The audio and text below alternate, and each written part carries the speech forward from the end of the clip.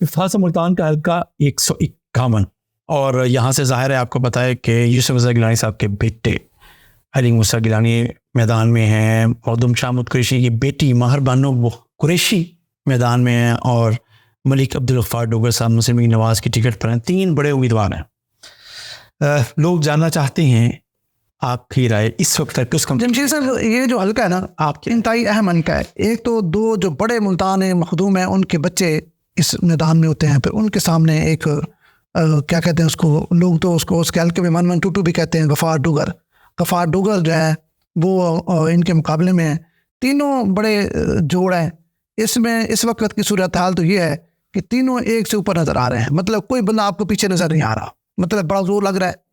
गफ़ार डोगर साहब का मसला सिर्फ ये है, गफ़ार डोगर इन दोनों उम्मीदवारों से मजबूत उम्मीदवार है इस हल्के में, ज़हन में रखिएगा। लेकिन उसको इस वक्त किन परेशानियों का सामना है वो थोड़ी सी मैं वजाहत में जाना चाहता हूँ। गफ़ार डोगर जो है ना इस हल्के में दोनों उम्मीदवारों से मजबूत हैं, लेकिन उनकी प्रॉब्लम यह है कि उनके विंग दोनों वीक हैं, ठीक है, जिस वजह से वो उनको मसला आ रहा है। अगर उनके विंग कुछ बेहतर होते तो गफ़ार डोगर का कोई मुकाबला ही नहीं था। इस वक्त गफ़ार डोगर साहब जो मतलब मुश्किलात का शिकार हैं नज़र आ रहे हैं, उसकी वजह यह है कि वो अपने जो दोनों सूबाई असम्बली के उम्मीदवार हैं उनका वजन भी उनको उठाना पड़ रहा है। सही। एक तो अख्तर मलिक साहब है उनके नीचे, जो PTI के वजीर भी थे। इन्होंने अपना जो आबाई हल्का है जहाँ से हमेशा लड़ते थे उसको छोड़ के नए हल्के का इंतखाब किया है। जारी बात है वहाँ पर उनकी इतनी ग्रिप नहीं है। जारी बात है जो अपना हल्का था वहाँ तो बंदे की ग्रिप होती है ना, आपका ग्रुप बना होता है, दोस्त होते हैं।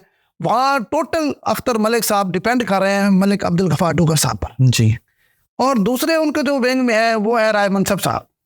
राय मनसब भी पुराने सियासतदान हैं, लेकिन एक अरसे से सियासत से आउट है। उनका एक समझ लें कि 5-6 हज़ार उनका वोट है, ज़रूर है, लेकिन एक अरसे से वो आउट है। इस वजह से वो उतने मुअस्सर नहीं हैं जितने मलिक अब्दुल गफ्फार डोगर साहब खुद मुअस्सर है। मलिक गफ्फार डोगर की एक तो खूबी है कि आप जब भी चाहें, रात के 1 बजे चाहें, 2 बजे चाहें, जब भी चाहें आप फ़ोन करेंगे, आगे फ़ोन वो अटेंड होगा, ठीक है। दूसरी जानब जो है वो आपको पता है मखदूम है बड़े दोनों, अली मूसा गिलानी हूँ या मेहरबानो। हालांकि आपको याद है ये ज़िमनी इलेक्शन लड़ा था। अच्छा, मज़े की बात है, जब ज़िमनी इलेक्शन था तो मेहरबानो के मुकाबले में ये दोनों मुतहद थे। अली मूसा गिलानी और गफ्फार डोगर साहब दोनों मुतहद थे, और फिर भी कुछ ज़्यादा फ़र्क नहीं था। मेहरबानों ने ज़्यादा अच्छा मतलब उस वक्त परफॉर्म किया और अच्छे भले वोट लिए, कोई ज़्यादा मार्जिन से नहीं आ रहे मेहरबानों। और अब भी मैं समझता हूँ मेहरबानों की जिस तरह कैंपेन चल रही है और PTI के जिस तरह शोर शराबा भी है, और सारी बात है उनके वालिद जेल में हैं और उनकी हमदर्दी का वोट भी मिलेगा। उनका भी मसला यही है जो मलिक अब्दुल गफ्फार डोगर साहब का है कि उसके विंग भी बड़े वीक है। मतलब वो लड़का जो है दिलेर महार साहब, वो बिल्कुल नया है। दिलेर भी नहीं, दिल पर महार, मेरे ख्याल दिलवर महार का बेटा है दिलेर महार, मेरे ख्याल में शायद दिलवर। अच्छा, बहरहाल वो वीक है, मतलब बहरहाल वो इतने मजबूत नहीं है जो मेहरबानों को सपोर्ट कर सके। वो भी उनको भी मेहरबानों खुद रेस्क्यू करेंगी ना, अपने MP को भी एक होता है आपको सपोर्ट मिल जाए। हाँ, मेहरबानों की जगह अगर पुराना विंग होता, मतलब मलिक वासिफ मजहर राह होते और डॉक्टर अख्तर मलिक इस हल्के से होते जो छोड़ गुजर गए, तो फिर मेहरबानों का कोई मुकाबला नहीं था। अब दूसरे आ जाए तीसरे अली मूसा गिलानी साहब। देखिए, मैं कह रहा हूँ कि मलिक गफ्फार डोगर या मेहरबानों या अली मूसा, ये तीनों भरपूर जोर लगा रहे हैं, कोई कमी नहीं छोड़ रहे हैं। जाहिर बात है इनकी अब बका का मसला है तीनों का। 2 की सूरत हाल मैंने आपको बता दी। तीसरा अली मूसा गिलानी साहब आ जाए। अली मूसा गिलानी साहब ने ये जो 16 महीने मतलब बने हैं ना MNA, ये जो PDM की हुकूमत में बने थे, ज़िमनी इंतखाबात जो हुए जिसमें अब्दुल गफ्फार डोगर साहब को मुशीर बना दिया गया था वज़ीर आज़म का, उनको तो ये फ़ायदा हुआ कि उन्होंने लोगों को टाइम दिया और अपना असर रसूख इस्तेमाल किया और लोगों को जाहिर बात है काम काज किए। अली मूसा गिलानी ने जिस तरह उस इलेक्शन में परफॉर्म किया उस तरह अब परफॉर्म नहीं कर पा रहे। उसकी मेन रीज़न ये है कि जब वो मुंतखब हुए तो फिर वो इस्लामाबाद चले गए, लोगों के साथ उस तरह वो राब्ता कायम नहीं रख सके। अब जो अली मूसा गिलानी साहब इस वक्त मुकाबले में है, उसकी वजह सिर्फ उनके 2 विंग हैं, दोनों विंग स्ट्रांग हैं। मलिक वासिफ मजहर राह साहब, आपको पता है उनके वालिद या वो खुद उनका वो आबाई हल्का है और बड़े वहाँ मजबूत है। मैं समझता हूँ वहाँ उनकी वजह से वो जो हल्का है वहाँ पे मूसा गिलानी मुकाबले में आ गए हैं। अगर वो ना होते तो मूसा गिलानी मुकाबले में भी ना होते। इधर वाले विंग में उनको इकबाल सिराज मिल गया, राना इकबाल सिराज, उनको नून लीग ने टिकट नहीं दिया और उनको मौका मिल गया, जिस वजह से अली मूसा गिलानी मुकाबले में आ गए हैं। अब तीनों उम्मीदवार जो है आमने सामने जो है टक्कर के हैं। अब देखो कौन विन करता है। मैंने आपको सूरत हाल बता दी कि क्या क्या किस किस वजह से है। अगर मलिक गफ्फार डोगर साहब के विंग थोड़े स्ट्रांग होते तो उनका मुकाबला कोई नहीं था। अली मूसा गिलानी साहब के विंग अगर ये ना होते तो वो मुकाबले में नहीं थे।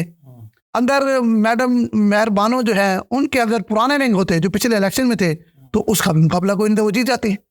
क्योंकि उनको पीटीआई का बड़ा एज है, कुछ भी कर लें पीटीआई का वोट जो है इस वक्त सबसे ज़्यादा है।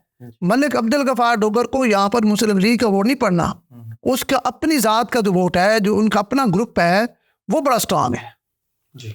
तो ये सूरत हाल मेरे हिसाब में तो ये है। बाकी आप बताएं, क्योंकि आप भी इस पर बड़ी गहरी नज़र रखे हुए हैं, तीनों बड़े स्ट्रांग उम्मीदवार हैं, ये फैसला आवाम ने करना है, आपकी नज़र में क्या है? देखिए, आपने जो बात की ना अली मूसा गिलानी पे मेरा मौक़िफ़ है पहला, वो ये है कि अली मूसा गिलानी को अब हम एक इमैच्योर नौजवान और उस पॉलिटिशियन के तौर पर नहीं ले सकते। ठीक है, 2011 में उन्होंने पहला ज़िमनी इलेक्शन लड़ा, बिल्कुल इसी हल्के में लड़ा था।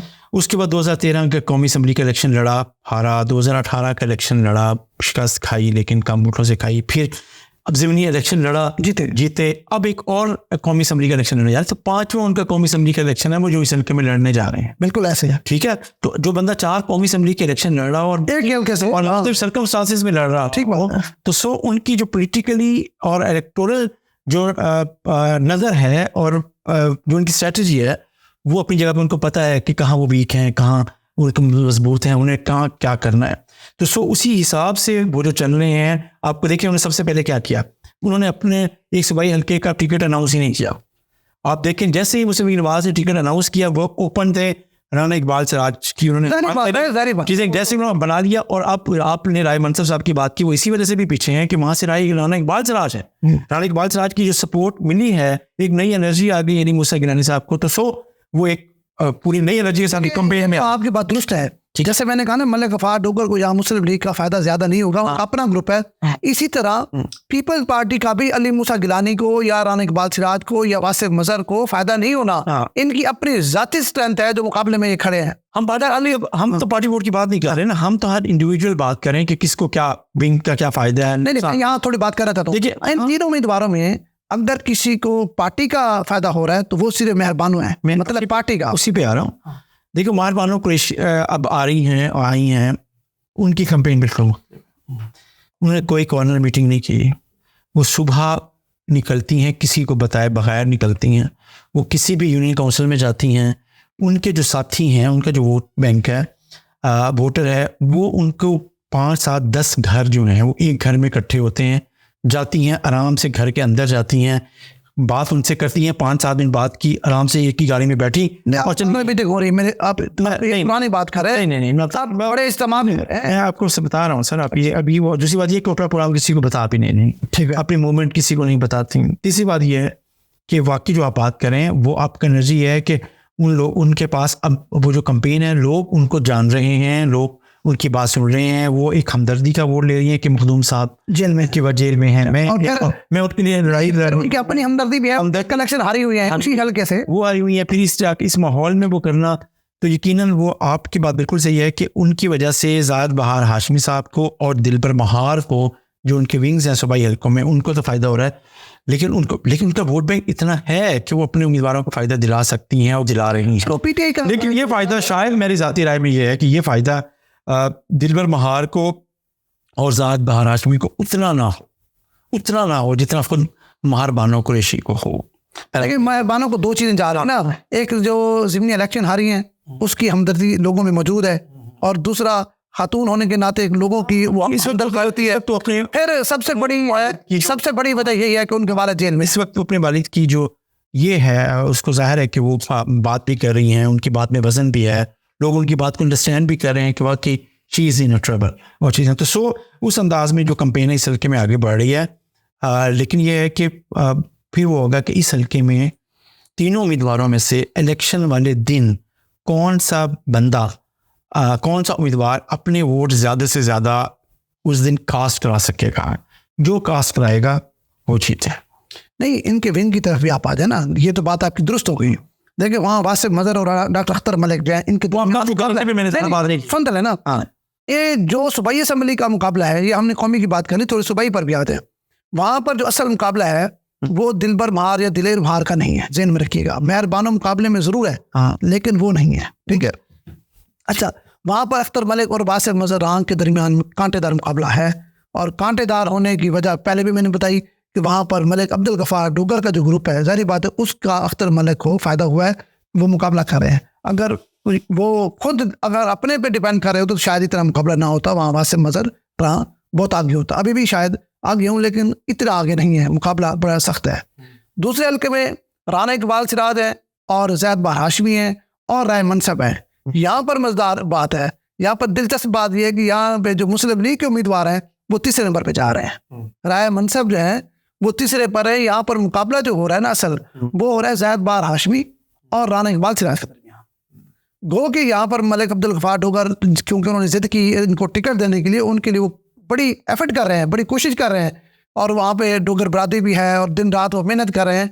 अभी भी कुछ मतलब इस वक्त जो सूरत हाल बेहतर है तो उसका क्रेडिट भी राय मनसब को नहीं जाता, वो क्रेडिट भी मलिक अब्दुल गफ़ार डोगर साहब को जाता है। मलिक अब्दुल गफ़ार डोगर की अब पूरी कोशिश है और मेहनत कर रहे हैं, और उनकी ख्वाहिश है कि मैं खुद समेत मेरे दोनों विंग भी कामयाब हूँ, क्योंकि बहुत बड़ा उनको चैलेंज है। उन्होंने पार्टी को चैलेंज किया है कि अगर मुझे मेरे बंदों को टिकट नहीं देंगे तो फिर मैं इलेक्शन लड़ूंगा ही नहीं। तो अब उनके लिए जीतना है भी ज़रूरी, और वो जोर भी पूरा लगा रहे हैं। बाकी उम्मीदवार भी अपनी अपनी जगह मजबूत है, लेकिन MNA के लिए इस वक्त की जो सूरत हाल है, वो तीनों उम्मीदवार जो है ना वो सख्त मेहनत कर रहे हैं, और ऐसे नक्को नक्श जा रहा है मुकाबला।